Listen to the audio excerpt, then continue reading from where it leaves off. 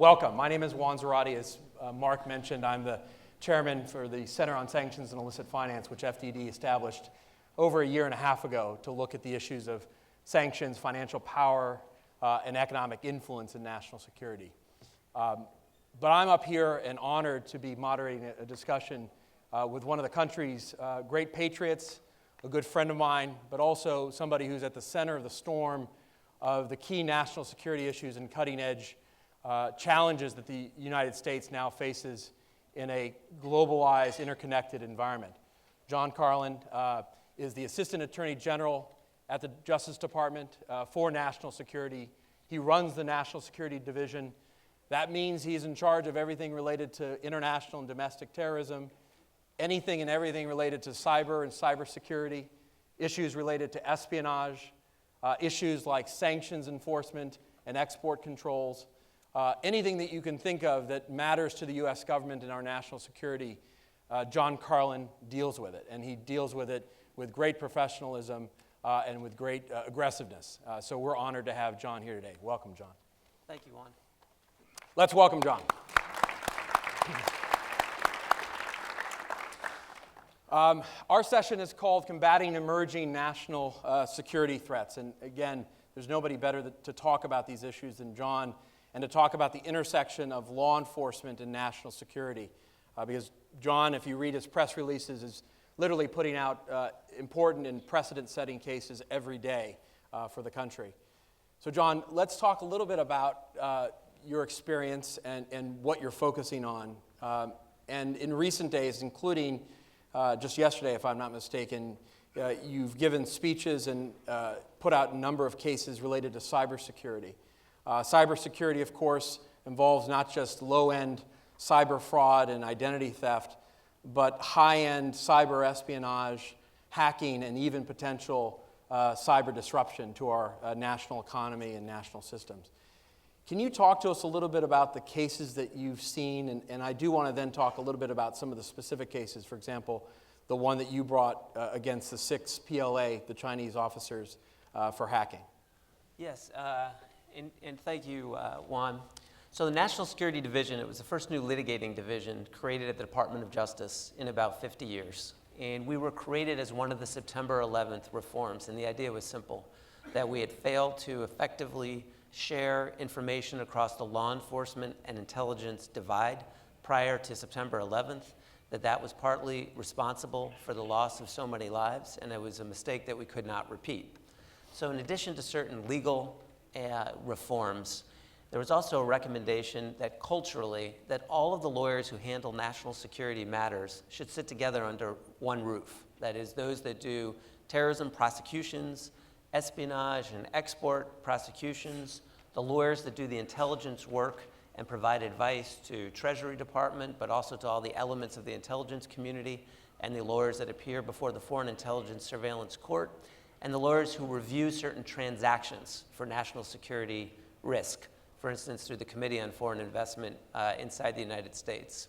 That we should all sit together under one roof. Prior to that, there had been 4 chains, and that there should be one Assistant Attorney General whose job it was to look across the spectrum of threat to preserve our national security. And that meant being intelligence-led. In other words, our mantra should be, what does the intelligence show us that the threat looks like, then threat-focused, and that success was not a criminal prosecution, for instance, after a terrorist attack has occurred. That might be necessary. But success was using that intelligence to show what the threat was, and then using every available legal tool to make it hard for the threat actor, the terrorist, to do what they want to do. So that might mean prosecution.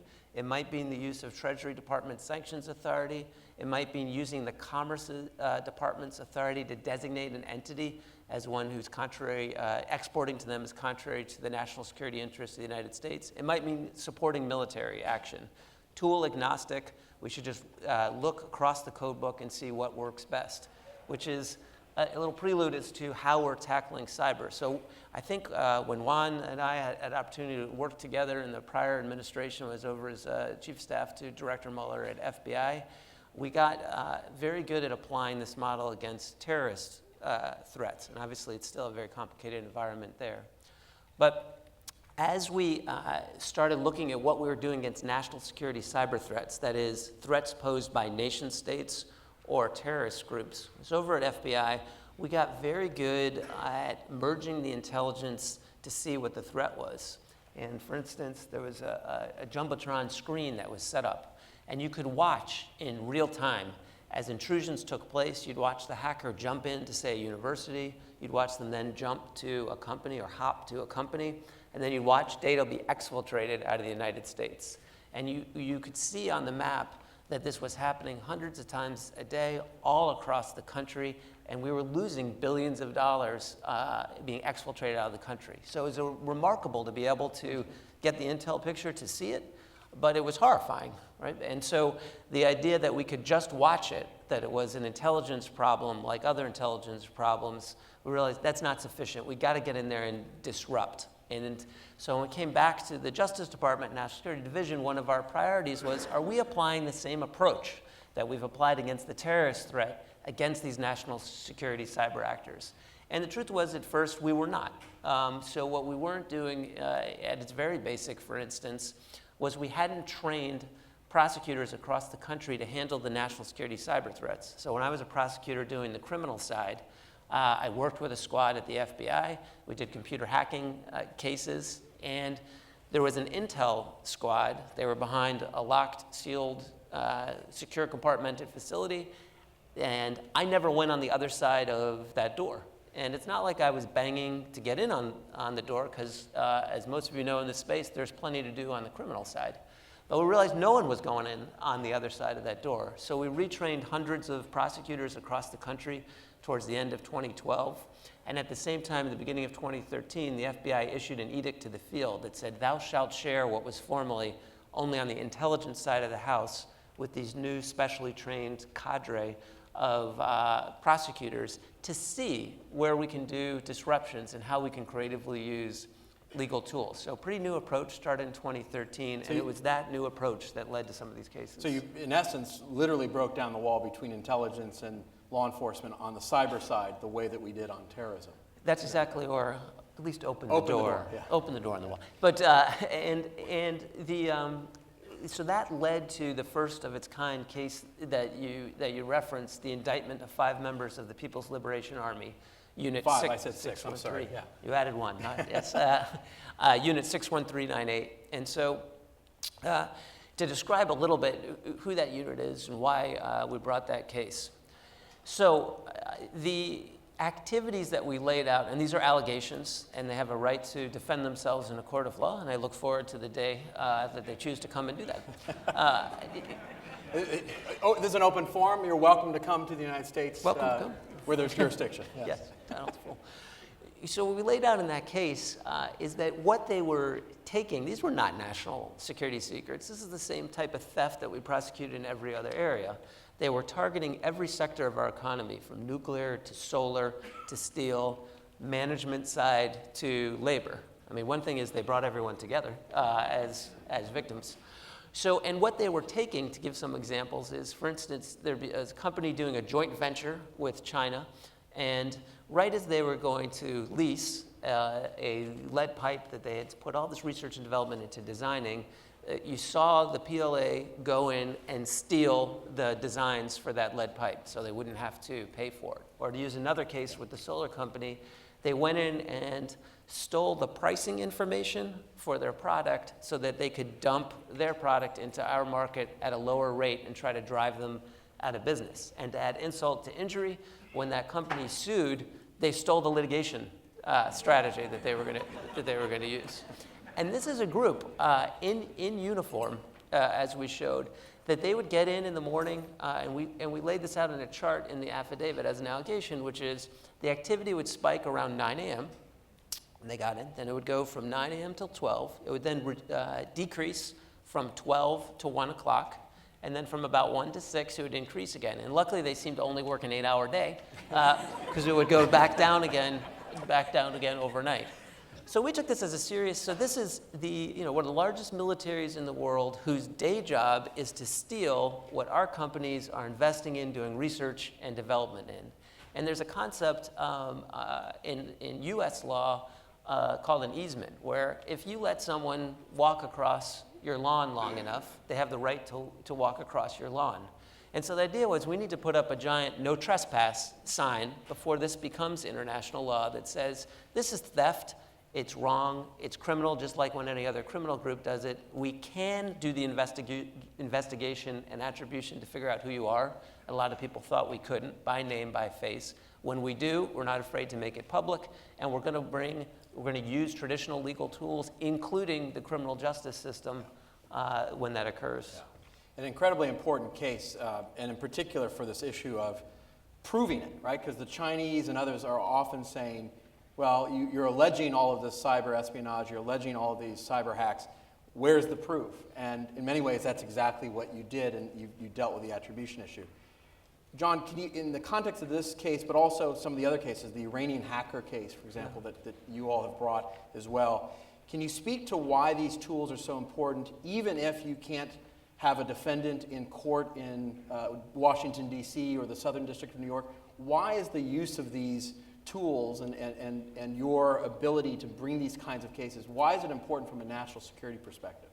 And let's focus part one. If you think of it as 3 steps: investigation, attribution, making it public, doing something that imposes a consequence.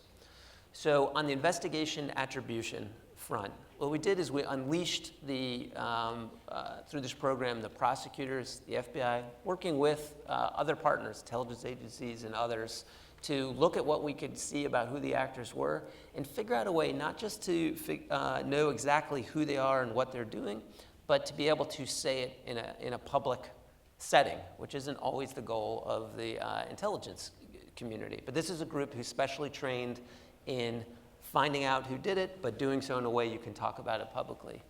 So fast forward a little bit after the PLA case, where we're trying out this new approach, and now we've done it once already, to what I can tell you none of us exactly gamed out. So we gamed out that there will probably be destructive attacks by nation states, and we were out explaining that would occur. We did not think necessarily that the first case would involve a rogue nuclear-armed nation doing a cyber attack, and it would be over a movie about a bunch of pot smokers. Of course, you're talking about North Korea and Sony. North Korea and Sony. And you've spent a fair amount of time there yourself in the Situation Room. It's not that often that you have to brief out a movie to the president of the Situation Room, but that's what we had to do in this case. Let it roll, yeah. And many of us in the national security community watched over Christmas this movie produced by Sony, and we blame North Korea for that. But it's a great movie, I'm sure, and they had the right to make it, and we'll defend that. But so you have this intrusion, and Sony did exactly the right thing. And the challenge here that's different, Juan, than on terrorism is that it's not sufficient to share information across the law enforcement and intelligence divide. We have to change the way we do business because there's a third party here, and that third party is the private sector. And since so much of the critical infrastructure is in private sector hands, we have to figure out a way to incentivize folks in the private sector to put in better defenses and to share information, and we have to get better at sharing information back. Sony was a great example of a company that did the right thing. They came in immediately to share what happened, and because they did that and we were used to doing this new approach, in about 28 days we were able to figure out conclusively that it was the North Koreans. And that's an example where the investigation and attribution was done, but the vehicle by which we made it public was not a criminal charge. The FBI director just did what we hadn't done before, but we need to be creative in this space, and laid out that we had conclusively determined it was North Korea. And then you saw, because there was an existing executive order where you could sanction North Korea, that there were additional sanctions put on the North Koreans as the tool to impose consequences, and you had certain officials say there'll be some things you see and some things you don't, but there will be consequences. That was important not just as a message to North Korea, but to all the other state actors who are trying to figure out what deterrence means in this space. And as a national security issue, from our point of view, front of mind has to be, if people think it's completely anonymous, that we can't do the investigation and attribution, then our traditional models of deterrence won't apply. So it's critical that we start ripping away the veil of anonymity and show that we can figure out who does it, and there will be consequences. One thing we realized around the table there, though, is There was an existing vehicle to do sanctions for North Korea. There was not one for general cyber-type activities. And so that led to the new executive order in April of last year that allows you to sanction specific actors, companies, or states who commit cyber hacking, but also those who benefit from theft through cyber-enabled means that damages our national security. I think it was the combination of those two things that led President Xi, for the first time, to declare in fall of this year that as a norm, as the world we all want to live in, that using your intel services to commit cyber-enabled theft is wrong. And that's an important first step that we all agree that that should be the international law. It was the first time they said that. And from my point of view, the only reason they did that was because we had taken action, both the PLA indictments and the fear that we were going to start using this new executive order. Now that doesn't, as we all know, a lot of laws on the books, and this international norm is starting to be created. The G20 adopted the same norm. The next thing will be do actions follow words, and we need to keep working on the enforcement to hold people to what they say their commitments are. And one of the things to watch, of course, is whether or not this administration or the next administration begins to use that executive order and those sanctions aggressively, not just against the actual hackers, but against those companies that are benefiting openly and directly from the cyber espionage. And I think the threat to Chinese state-owned enterprises is part of the reason you saw the deterrent effect there. Take a step back for just a second. And you've warned more than anybody that I've seen in the US government of the cyber capabilities of terrorists, and to include the Islamic State, the cyber caliphate. Your department has talked about the Syrian Electronic Army, and you've pointed out cases there. We've seen Iranian hackers. What's the future of cyber threats, and how does it converge with state and non-state actors and the threat of terrorism from what you're seeing? As you've broken down the walls or opened the doors, what's the map look like now from your perspective?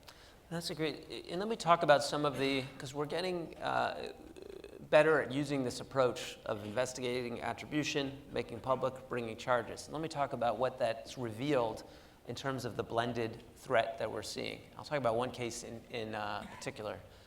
So imagine that, as some of you are, that you're CEO of a company, and in this case, it's a retailer with a trusted brand name inside the United States. And there's a hacker that enters into your company's systems, and it looks like a low-level criminal group. They steal a relatively small amount of personal identifiable information, and then when you try to kick them out of your system, they say, pay me $500 through Bitcoin. So it looks like a low-level type of hack that companies see all across the United States every day, and most companies don't report.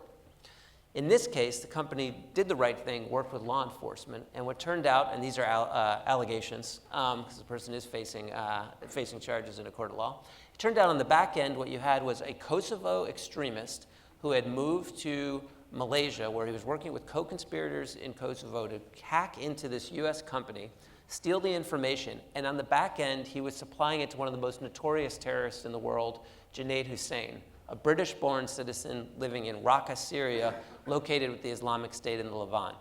And what they were doing was culling through that information to look for the identities of government employees, and then using American-made technology against us. They were using Twitter to incite people inside the United States to kill people with that particular information that they put out.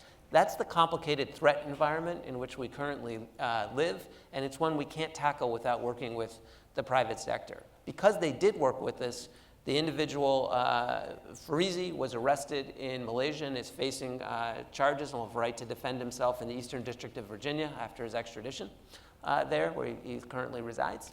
And the Junaid Hussain was killed in a CENTCOM strike in Syria. And I think it's an example of the blend in terms of a group that does both criminal and national security. And we recently brought charges against 3 members of the Syrian Electronic Army.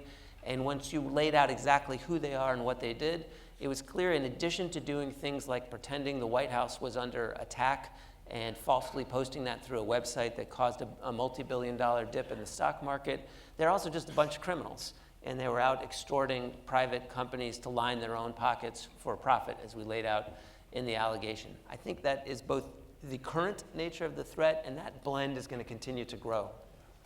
Fascinating, John. You know, FDD and CSIF, the center that we've built, does a lot of work on sanctions, use of financial power and regulations and influence.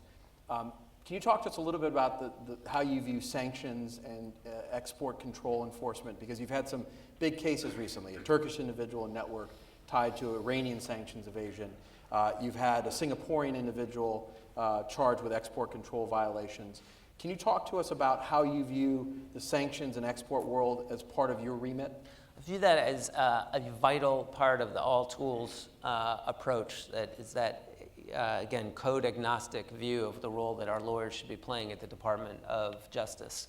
And in fact, we restructured to put more of a premium. Our counter-espionage section is now the counterintelligence and export control section, to emphasize how important those cases are. To use one example of the case, and again, allegations, and this is someone who's, we had our first extradition out of Indonesia. This is a person who'd been held there, I think, since roughly 2011. And what they'd done is they'd falsely put down the end user. So they said these radio frequency modules were going to go to one country, but in fact they went to Iran. And they ended up in at least 16 unexploded IEDs in Iraq. And as many of you know, a majority of the fatalities in Iraq to our soldiers were caused by IEDs. And I think that's an example of why it is so important that both that type of technology is controlled in the first instance, and you need to get a license, and why we use the criminal system when people lie in order to obtain those licenses. John, just maybe a final thought, because I think we've got about a minute here. You just got back from Detroit, where you addressed the auto industry. People would say, well, what's the AAG for national security doing talking to the auto industry? But can you just briefly talk about, again, the importance of the private sector? We've got a lot of folks here with businesses, lots of private sector interests. What's the role of the private sector, and frankly, what were you doing in Detroit? Yeah, and I'll give, because I think it's a good sense of the threat we are and why we've created for the first time at the National Security Division, where we're normally a group that works behind closed doors, an outreach program because of the private sector's involvement. So I was in Detroit yesterday, and a week or two before I was in Iowa. And these were not normal places, but that's because that's where we see the threat going. So in Iowa, the threat's there, and the fact is China, along with other countries, want what American technology has built with great cost, which are these bioengineered seeds. And we have a case there. Someone recently pled guilty, where someone was spotted 25, 35 miles off the interstate, cornfield after cornfield after cornfield in the middle of Iowa, on their hands and knees in a field, digging up the seed. That led to a multi-year investigation, resulted in a multi-person conspiracy count, where they were stealing what would give them a value of millions and millions of dollars. And so we were out working with them. And what we often see is a blend, again, where they'll try to get in through cyber-enabled means, figure out where you have what you value, and then they may use physical means, insider threats, or someone digging up in a field to steal what you have. Detroit is we were looking at what the threat of the future will be. And according to one study in 2020, about 220 million some cars on the road will be internet enabled, so about 75% of car traffic. Leap ahead another 20 years, and people are expecting the self-driving cars to be a $40 billion some dollar market. And what we're trying to do there is emphasize, look, all the same bad guys, crooks, nation states who want to steal or cause destruction, and terrorists, they go where our technology goes. And so let's not repeat some of the mistakes we've made in the past, where we've invested and moved very, very quickly from an analog world. In 25 or so years, we've moved 98% analog to 98% digital, and we didn't invest on the front end on making those systems secure. We undervalued the security risks, and now you're seeing companies across the United States try to figure out, after the systems are already built, how do we make them secure? How do we revisit decisions about putting sensitive information? So we're out in Detroit talking to what is going to be a great boon, so we don't want to discourage it, but to make sure that they think on the front end, here's what who the bad guys are, here's the type of things they're going to try to do, how can we, before these are deployed, figure out how to make them safe. And we've already had one instance of with Jeep Cherokee of over 1 million cars being recalled because they demonstrated after they were deployed that they were vulnerable to a hack. We don't want that to be the future. We want the future to be safe cars at the moment they're deployed. Fantastic. Well, John, thank you for laying out the map of the threats, the map of how you're trying to address it with your tools, and frankly, the critical role that you've always played, and I was honored to work with you, and that you're playing now. So please join me in thanking John Carlin. Thank you, Juan.